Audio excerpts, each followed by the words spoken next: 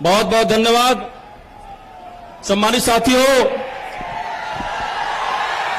आज गोरखपुर के ऐतिहासिक चंपा देवी मैदान में लोकसभा आम चुनाव में बहुजन समाज पार्टी के उम्मीदवारों के समर्थन में आयोजित इस चुनावी जनसभा की मुख्य अतिथि देश में करोड़ों करोड़ दलितों, पिछड़ों, शोषितों, वंचितों के स्वाभिमान सम्मान की प्रतीक, देश में सामाजिक परिवर्तन की महानायिका, बहुजन समाज पार्टी की राष्ट्रीय अध्यक्ष, देश के सबसे बड़े सूबे उत्तर प्रदेश की 4 बार की मुख्यमंत्री आदरणीय बहन जी हम सभी के बीच में पहुंच चुकी हैं। मैं आप सभी की तरफ से माननीय बहन जी का हार्दिक स्वागत, अभिनंदन, वंदन करता हूं। सम्मानित साथियों, अब मैं अनुरोध करना चाहूंगा कि लोकसभा बांसगांव के प्रत्याशी डॉक्टर रामसमुद्र जी माननीय बहन जी को मुकुट देकर के माननीय बहन जी का सम्मान करने का काम करें। आदरणीय डॉक्टर रामसमुद्र जी।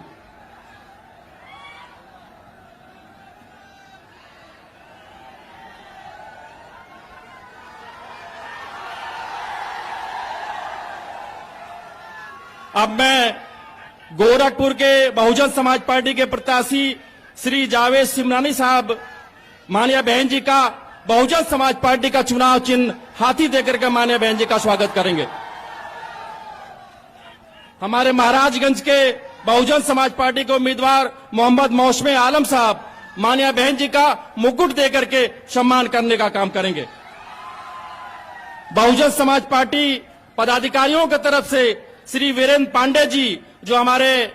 प्रत्याशी भी रहे हैं, माननीय बहन जी का हाथी चुनाव चिन्ह देकर के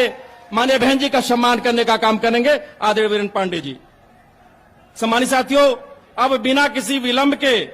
मैं बाअदब माननीय बहन जी से सादर अनुरोध करना चाहूंगा कि माननीय बहन जी इस उमड़े हुए जनसैलाब को आवश्यक दिशा निर्देश देने की कृपा करें। आदरणीय बहन जी।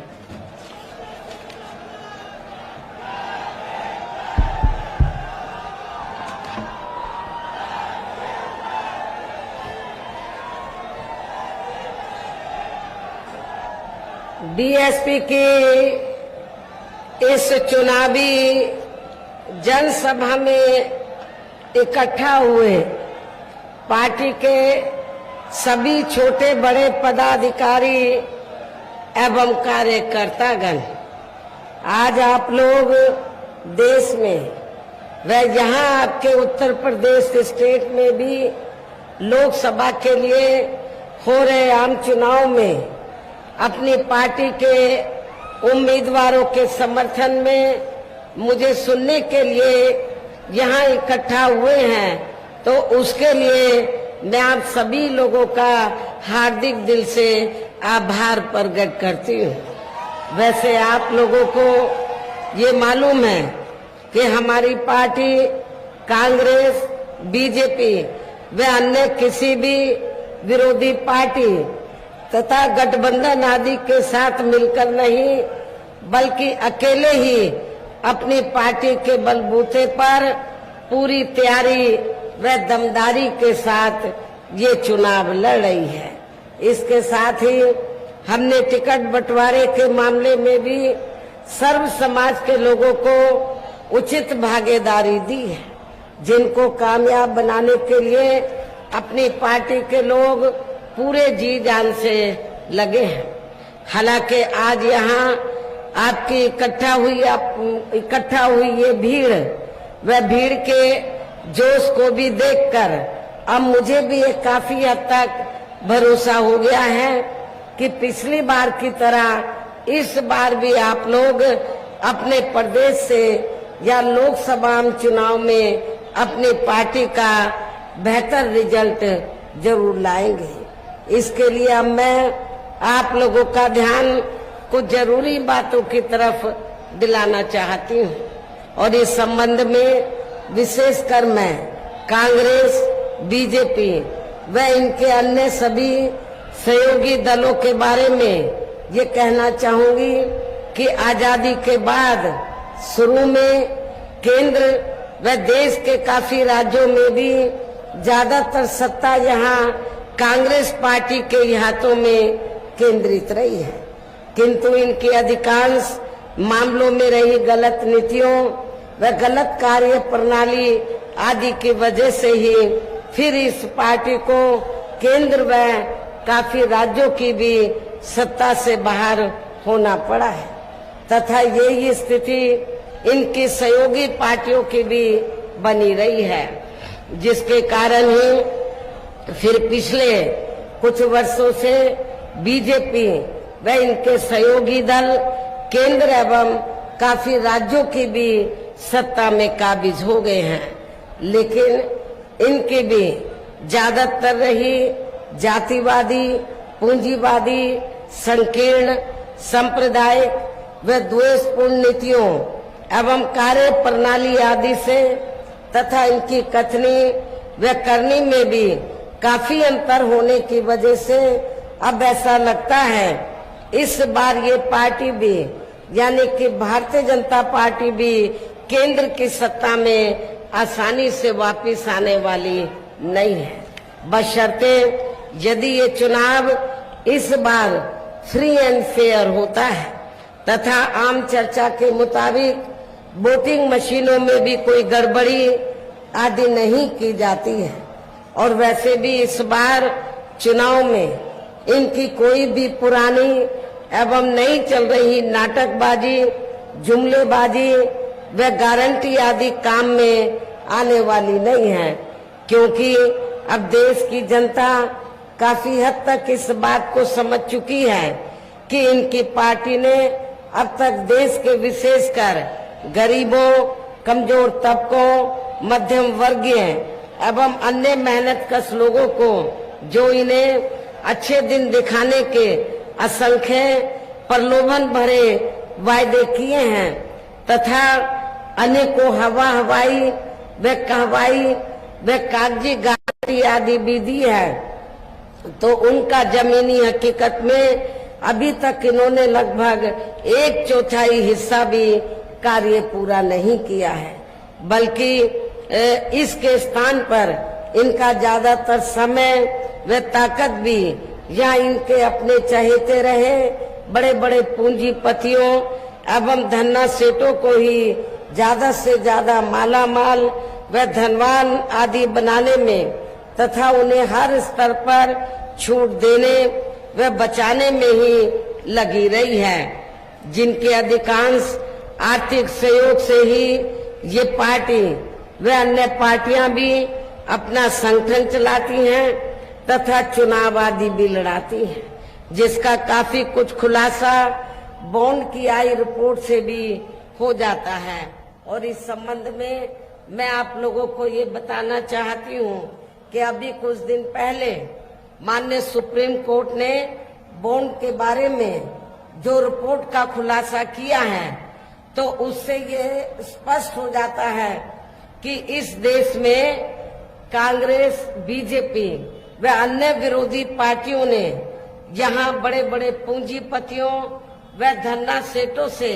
अपनी पार्टी के संगठन को चलाने के लिए व चुनाव आदि लड़ाने के लिए तो इन्होंने अरबों खरबों रुपया इस देश के बड़े बड़े पूंजीपतियों व धन्ना सेठों आदि से लिया है। लेकिन उस रिपोर्ट में ये भी स्पष्ट है कि देश के अंदर बहुजन समाज पार्टी ही अकेली एक ऐसी पार्टी है जिसने एक भी रुपया अपनी पार्टी के संगठन को चलाने के लिए व चुनाव आदि लड़ाने के लिए तो देश के किसी भी पूंजीपति व धन्ना सेठ से नहीं लिया है। और इतना ही नहीं, आप लोगों को ये भी मालूम है कि हमारी पार्टी कैसे संगठन चलाती है, कैसे चुनाव आदि लड़ाती है। हमारी पार्टी दूसरी पार्टियों की तरह बड़े बड़े पूंजीपतियों व धन्ना सेठों से अरबों खरबों रुपया लेकर ना तो संगठन चलाती है और न ही चुनाव आदि लड़ाती है, बल्कि हमारी पार्टी अपनी पार्टी के मेंबरशिप के जरिए जो धन इकट्ठा होता है, मेरे जन्मदिन के मौके पर जो धन इकट्ठा होता है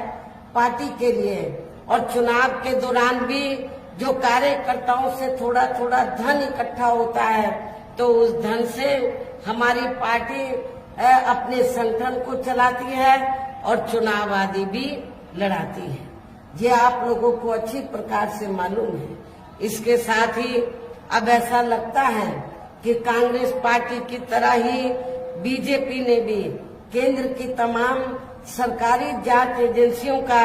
ज्यादातर राजनीतिकरण ही कर दिया है। इसके अलावा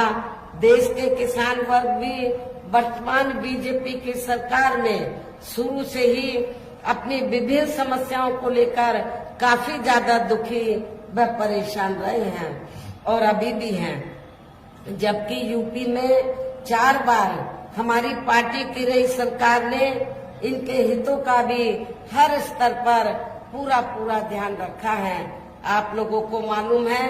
कि जब भी उत्तर प्रदेश में बीएसपी के नेतृत्व में सरकार बनी है तो हमारी पार्टी की सरकार ने अपनी हुकूमत के दौरान किसानों को खेती करने के लिए समय से व सस्ते साधन उपलब्ध कराए हैं और उनकी फसल का भी हमारी पार्टी की सरकार ने उचित दाम दिया है। इतना ही नहीं बल्कि केंद्र में पूर्व की रही कांग्रेसी सरकार की तरह ही वर्तमान भाजपा सरकार में भी इनकी जातिवादी, हीन, सांप्रदायिक एवं पूंजीवादी सोच व नीतियों के चलते ही पूरे देश में सर्व समाज में से खासकर गरीबों, दलितों, आदिवासियों, पिछड़े वर्गों, मुस्लिम एवं अन्य धार्मिक अल्पसंख्यक समाज के लोगों का भी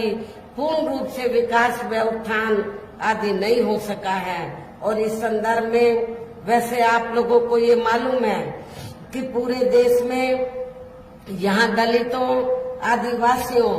एवं अन्य पिछड़े वर्गों का सरकारी नौकरियों में वर्षों से अधूरा पड़ा आरक्षण का कोटा भी अभी तक पूरा नहीं भरा गया है। विशेषकर एससी व एसटी वर्गों के सरकारी कर्मचारियों का पदोन्नति में आरक्षण भी अब काफी हद तक प्रभावहीन ही बना दिया गया है। और इतना ही नहीं, जब समाजवादी पार्टी की यूपी में सरकार थी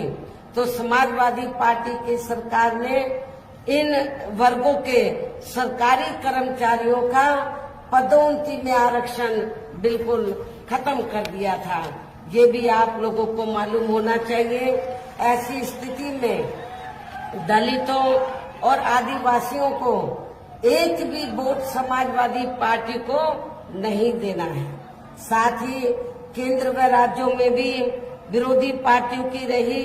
सरकारों में इन सभी वर्गों को प्राइवेट सेक्टर में आरक्षण दिए जाने की व्यवस्था किए बिना ही इनकी सरकारों के ज्यादातर सरकारी कार्य अब प्राइवेट सेक्टर के जरिए ही इनके बड़े बड़े पूंजीपतियों व धंधा सेठों आदि को ही दिए जाने के कारण अब इनको पूरे देश में आरक्षण का बहुत कम ही लाभ मिल पा रहा है। इसी प्रकार इनका अन्य और मामलों में भी शोषण व उत्पीड़न आदि होना अभी तक भी बंद नहीं हुआ है। इनके साथ साथ मुस्लिम व अन्य धार्मिक अल्पसंख्यक समाज के लोगों की भी हालत हर स्तर पर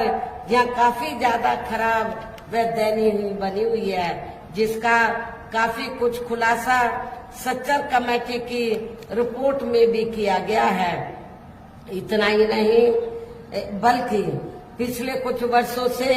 केंद्र व अधिकांश राज्यों में भी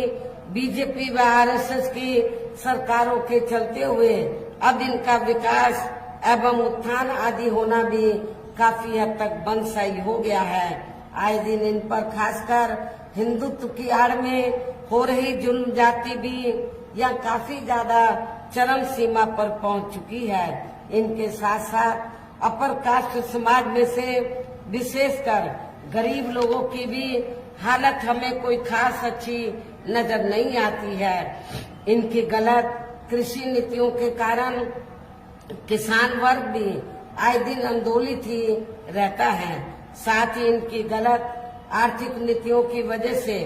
देश की अर्थव्यवस्था पर भी इसका काफी बुरा प्रभाव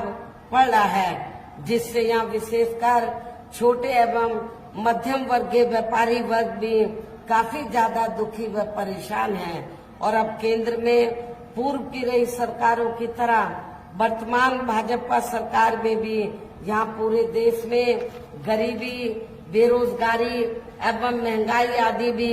लगातार काफी ज्यादा बढ़ रही है। देश में हर स्तर पर फैला भ्रष्टाचार भी अभी खत्म नहीं हुआ है। ऐसे में अब आप लोगों को देश में हो रहे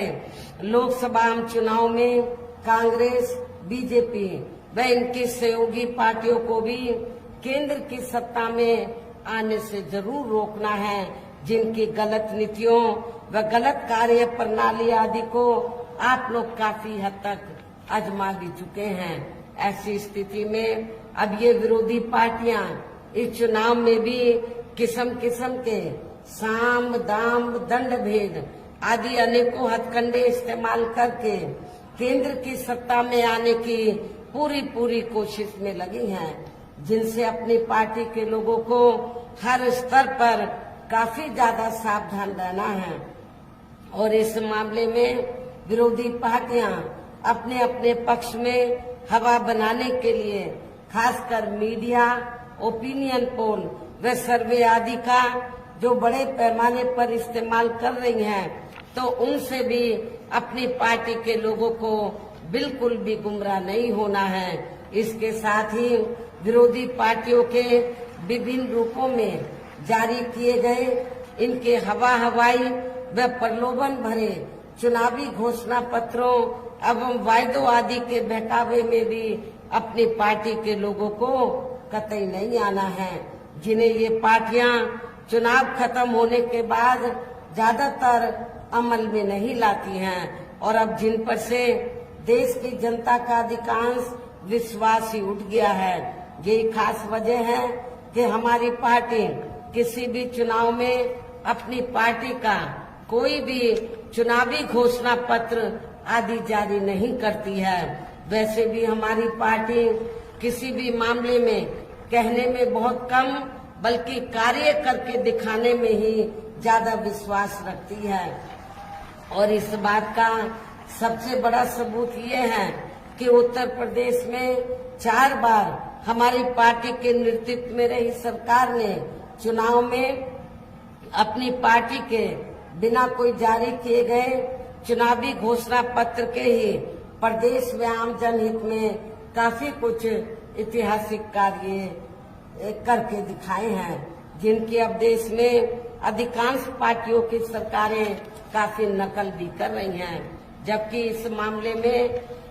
इस मामले में हमारी पार्टी का ये कहना है कि यदि इन पार्टियों के स्थान पर केंद्र में हमें अपनी पार्टी की सरकार बनाने का मौका मिलता है, तो तब फिर हमारी पार्टी की बनी सरकार केंद्र में यहाँ तक रही सभी विरोधी पार्टियों की सरकारों की तरह केवल हवाई व कागजी कार्य आदि नहीं करेगी, बल्कि उत्तर प्रदेश की तरह ही जमीनी हकीकत में ठोस कार्य करके दिखाएगी। और इस संदर्भ में खासकर मैं ये कहना चाहूंगी, केंद्र द्वारा देश में पिछले कुछ समय से अति गरीब परिवारों को अस्थायी तौर पर फ्री में जो थोड़ी सी खाद्य सामग्री आदि दी जा रही है, तो उससे इनका यानी कि गरीब लोगों का स्थायी तौर पर भला होने वाला नहीं है। लेकिन ये थोड़ा सा फ्री में राशन देकर बीजेपी व आरएसएस के लोग क्या करते हैं, जब चाहे देश में छोटा चुनाव हो, किसी भी राज्य में या बड़ा चुनाव हो, तो इसकी आड़ में बीजेपी व आरएसएस के लोग गरीब लोगों का जो वोट है उसको बनाने का प्रयास करते हैं, ये कहकर कि केंद्र की सरकार ने तुमको फ्री में राशन दिया है, जबकि इसमें रत्ती भर भी सच्चाई नहीं है। मैं आप लोगों को, गरीब लोगों को ये बताना चाहती हूँ कि आप लोगों को जो फ्री में थोड़ा सा राशन आदि दिया जा रहा है, तो ये आप लोगों के अपने खुद के पैसे का है, क्योंकि पूरे देश की जनता जो केंद्र की सरकार को टैक्स देती है और टैक्स के जरिए जो सरकार के पास पैसा आता है, उस पैसे से आपको मुफ्त में राशन दिया जाता है। इसलिए ये देन बीजेपी व आरएसएस की नहीं है, ये आप लोगों का पैसा है। आपके पैसे से ही आप लोगों को ये राशन आदि दिया जाता है। वैसे भी इनकी ये जटिल समस्या, गरीब लोगों की ये जटिल समस्या हर हाथ को काम देने से ही केवल दूर हो सकती है, जिसकी तरफ हमारी पार्टी की बनी सरकार विशेष ध्यान देगी। साथ ही देश में पिछले काफी वर्षों से आए दिन बढ़ रही गरीबी, बेरोजगारी व महंगाई आदि से भी जनता बहुत ज्यादा दुखी व परेशान है, जिसे भी आर्थिक नीतियों में तब्दीली करके जरूर दूर किया जाएगा। हिंदुत्व की आड़ में, धर्म की आड़ में भी पिछले कुछ वर्षों से खासकर मुस्लिम समाज के लोगों का द्वेष की भावना से जो इनका काफी ज्यादा शोषण व उत्पीड़न आदि किया जा रहा है, तो उसे भी जरूर रोका जाएगा। और ये सब हमने अपनी यूपी की रही सरकार में करके भी दिखाया है। आप लोगों को मालूम है कि जब उत्तर प्रदेश में जब भी बीएसपी के नेतृत्व में सरकार रही है, तो मेरी हुकूमत में कोई भी हिंदू मुस्लिम दंगा फिसाद नहीं हुआ है, अमन चैन का वातावरण कायम रहा है। इसके अलावा हमने यूपी में सर्व समाज में से गरीब एवं बेरोजगार लोगों को बेरोजगारी भत्ता आदि न देकर उन्हें बड़ी तादाद में रोटी रोजी के साधन भी उपलब्ध कराए हैं। जो अब ये कार्य भी अधिकांश ठंडे ही पड़े हैं, जिनको फिर केंद्र में बीएसपी की सरकार बनने पर प्राथमिकता दी जाएगी। कहने का तात्पर्य ये है कि देश में इस समय हो रहे लोकसभा आम चुनाव में विरोधी पार्टियों के जारी किए गए उनके हवाई व प्रलोभन भरे चुनावी घोषणा पत्रों आदि के बहकावे में अब यह खासकर देश के अति गरीबों, मजदूरों, बेरोजगारों एवं अन्य मेहनतकश लोगों को बिल्कुल भी नहीं आना है। और अब इन्हें ऐसी सभी विरोधी पार्टियों को हर हालत में केंद्र की सत्ता में आने से जरूर रोकना है, जिनकी कथनी व करनी में काफी अंतर रहा है तथा जिन्हें ये लोग वर्षों से आजमा भी चुके हैं। ऐसे में अब मेरा यही कहना है कि आप लोगों को अपने खुद के व अपने प्रदेश, क्षेत्र एवं देश के भी हित में अपने वोटों को या कांग्रेस, बीजेपी व अन्य विरोधी पार्टियों को न देकर केवल अपनी एकमात्र हितैषी पार्टी बहुजन समाज पार्टी को ही देना है। जो ये पार्टी उत्तर प्रदेश की तरह ही देश में भी अपनी पार्टी की सरकार बनने पर फिर पूरे देश में यहाँ अपनी पार्टी की सर्वजन हिताय व सर्वजन सुखाय की नीतियों पर आधारित ही सरकार चलाएगी। इसके साथ साथ केंद्र से जुड़ी आपके क्षेत्र की जो भी यहाँ स्थानीय समस्याएं होंगी, तो उन्हें भी फिर दूर करने का हर संभव पूरा प्रयास किया जाएगा। साथ ही यहाँ गरीबों, मजदूरों, बेरोजगारों, कर्मचारियों, किसानों, छोटे व्यापारियों एवं अन्य मेहनतकश लोगों के हितों का भी विशेष ध्यान रखा जाएगा। सर्व समाज में से खासकर दलितों, आदिवासियों, पिछड़े वर्गों, मुस्लिम व अन्य धार्मिक अल्पसंख्यक समाज के लोगों के विकास व उत्थान के साथ साथ हर स्तर पर इनकी सुरक्षा आदि के लिए भी सख्त कदम उठाए जाएंगे। और तभी फिर यह वास्तव में अपने देश के महान संतों, गुरुओं व महापुरुषों में भी विशेषकर महात्मा ज्योतिराव फूले, श्री छत्रपति शाहू जी महाराज, श्री नारायण गुरु, बाबा साहब डॉक्टर भीमराव अम्बेडकर एवं मान्यवर श्री कांशीराम जी आदि का अधूरा रहा सपना जरूर साकार हो सकता है, जिनको यूपी में हमारी पार्टी की रही सरकार द्वारा हर स्तर पर पूरा आदर सम्मान दिया गया है। लेकिन ये सब विरोधी पार्टियों को अच्छा नहीं लगा है। आप लोगों को मालूम है, जब सपा सत्ता में थी तो समाजवादी पार्टी की सरकार ने हमने अपने संतों, गुरुओं और महापुरुषों के नाम से जो जिले बनाए और जो संस्थानों के नाम रखे, काफी हद तक ये सपा की सरकार ने वो नाम बदल दिए। इससे इन संतों, गुरुओं व महापुरुषों के प्रति इनकी हीन भावना साफ नजर आती है। क्या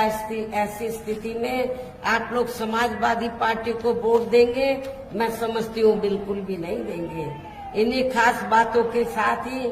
अब मेरा देश में आपके स्टेट के भी हित में यही कहना है कि हमारी पार्टी ने यहाँ जिनको भी लोकसभा के लिए चुनाव के मैदान में उतारा है, जो आपके सामने मंच पर भी, जो आपके सामने या मंच पर भी मौजूद हैं, तो उन्हें आपको जरूर कामयाब बनाना है, जिसके लिए यहाँ पार्टी के सभी स्तर के छोटे बड़े पदाधिकारी एवं कार्यकर्तागण आदि पूरे जी जान से लगे हैं। और अब अंत में मेरा यही कहना है कि आप लोगों को वोट पड़ने वाले दिन या बीएसपी के अपने सभी लोकसभा उम्मीदवारों को, अर्थात हमने आपके गोरखपुर मंडल से तो जिनको भी चुनाव के मैदान में उतारा है, तो जिनके समर्थन में आप लोग यहाँ मुझे सुनने के लिए आए हैं, तो हमने गोरखपुर सदर लोकसभा की सीट से श्री जावेद सिमनानी को, महाराजगंज लोकसभा की सीट से मोहम्मद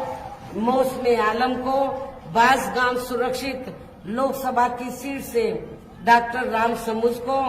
कुशीनगर लोकसभा की सीट से श्री शुभ नारायण चौहान को, देवरिया लोकसभा की सीट से श्री संदेश यादव उर्फ मिस्टर को हमने चुनाव के मैदान में उतारा है। तो मेरा आप लोगों से यही कहना है कि बहुजन समाज पार्टी के इन सभी प्रत्याशियों को बीएसपी का जो चुनाव चिन्ह हाथी है, हाथी चुनाव चिन्ह के सामने वाले बटन को दबाकर इनको जरूर आप लोगों को कामयाब बनाना है, इनको पार्लियामेंट में जिताकर जरूर भेजना है। इस खास अपील के साथ ही अब मैं अपनी बात यही समाप्त करती हूँ। जय भीम, जय भारत।